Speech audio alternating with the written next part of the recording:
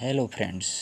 हिंदू धर्म में माता लक्ष्मी को धन, समृद्धि और सौभाग्य की देवी के रूप में पूजा जाता है।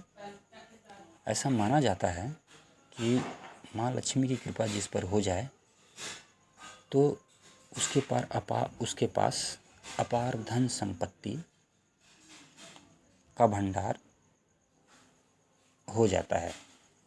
उसके पास मतलब किसी चीज़ की कमी नहीं होता है। और माँ लक्ष्मी की कृपा जिस पर ना हो तो उसे आर्थिक रूप से गरीबी का सामना करना पड़ता है। कहने का मतलब है कि लक्ष्मी माँ जिस पर खुश हो तो उसका जीवन सफल हो जाता है, और जिससे नाराज़ हो जाए तो उसे कई प्रकार की विपत्तियों का सामना करना पड़ता है।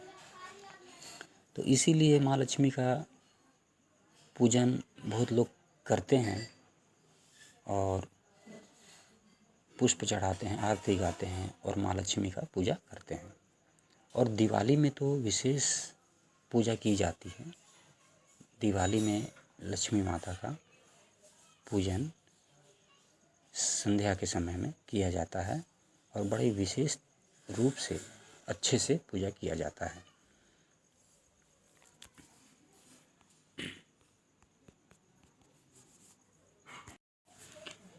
हम सुंदर स्त्री के रूप में लक्ष्मी देवी को फोटो में देखते हैं कि लक्ष्मी देवी कमल के फूल पर बैठी हैं या खड़ी हैं और अपने हाथ में कमल का फूल ली हुई हैं और अपने हाथ में ही कलश, सोने का कलश ली है और कलश से गिरता हुआ सिक्का, धन धान्य दिखाया जाता है। भारत में लक्ष्मी देवी का पूजा हर जगह किया जाता है और भारत से बाहर अन्य देशों में भी जहाँ जहाँ हिंदू रहते हैं वहाँ लक्ष्मी देवी का पूजा किया जाता है। दिवाली में तो विशेष रूप से पूजा किया जाता है और पूजा के पश्चात ऐसा समझा जाता है, ऐसा लोग मानते हैं कि लक्ष्मी देवी का अच्छे से पूजा करने से हमारे घर में धन धान्य का भंडार हमेशा भरा रहेगा। तो हम लक्ष्मी देवी के जन्म से जुड़ा तथ्य देखते हैं कि इनका जन्म नहीं हुआ था। लक्ष्मी देवी समुद्र मंथन के समय 14 रत्नों में से एक रत्न के रूप में समुद्र से निकली थी। जब समुद्र मंथन से पहले देवता जानते थे कि समुद्र में बहुत ही खजाना भरा पड़ा है, इसे निकाला कैसे जाए। तो इसे निकालने के लिए काफ़ी लोगों की ज़रूरत थी। केवल अकेला देवता लोग तो नहीं निकाल सकते थे। इसलिए देवता लोग असुरों के पास गए और उनसे सहायता की बात की कि समुद्र मंथन हम लोग सब मिलकर करते हैं और जो भी इसमें से अमृत प्राप्त होगा और जो भी प्राप्त होगा, जो भी धन धान्य, तो उसे हम आपस में बांट लेंगे। तो असुर लोग मान गए और समुद्र मंथन का कार्य प्रारंभ किया गया। पर इसमें समस्या ये आ रहा था कि समुद्र मथने के लिए वासुकी नाग और मंदिराचल पर्वत का सहयोग लेना पड़ा।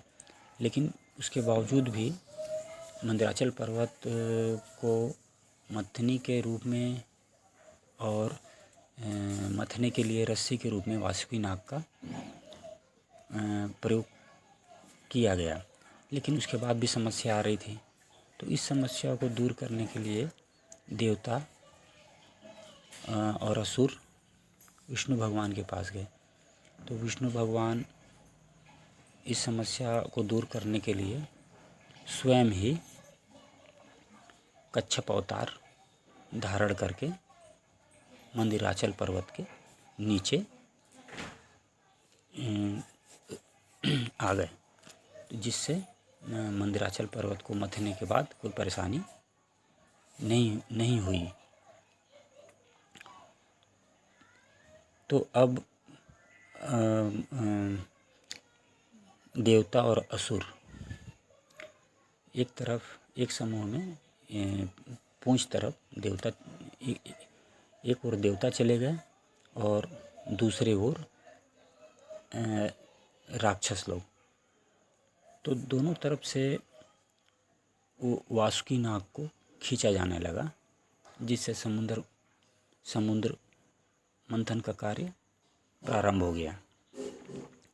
तो समुद्र मथते मथते सबसे पहले कालकूट विष निकला। तो यह विष बड़ा भयंकर था। और विष निकलने के बाद इतना भयानक रूप ले लिया कि लोगों को नुकसान पहुंचाने लगा। लोग इस विष के प्रभाव से जलने लगे। तो इतना ज़्यादा परेशानी होने के कारण अब लोगों को कुछ सूझ नहीं रहा था। तो लोग शंकर भगवान के पास गए। तो शंकर भगवान ने इस विष के जो प्रभाव है उसको समाप्त करने के लिए उस विष को अपने गले में धारण कर लिए, जिससे देवता और असुर किसी को नुकसान नहीं पहुंचा। और जब शंकर भगवान ने इस कालकूट विष को अपने गले में धारण किया तो शंकर भगवान का गला नीला पड़ गया।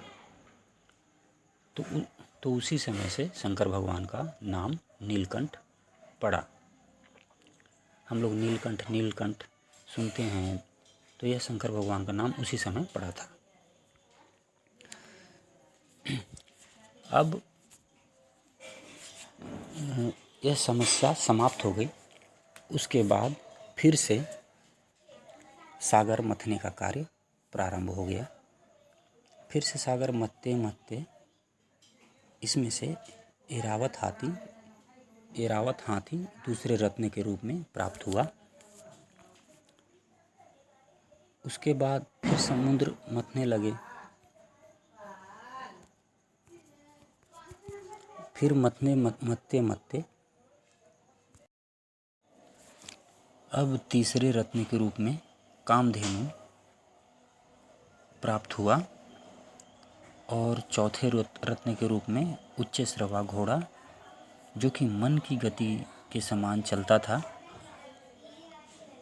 और पांचवें रत्न के रूप में कौस्तुभ मणि रत्न प्राप्त हुआ। छठवां रत्न के रूप में कल्पवृक्ष, सातवें रत्न के रूप में अप्सरा रंभा और देवी लक्ष्मी आठवें रत्न के रूप में समुद्र मंथन से प्राप्त हुई, जिसका हम दिवाली में पूजा करते हैं। और नवे रत्न के रूप में वारुणी मदिरा, जो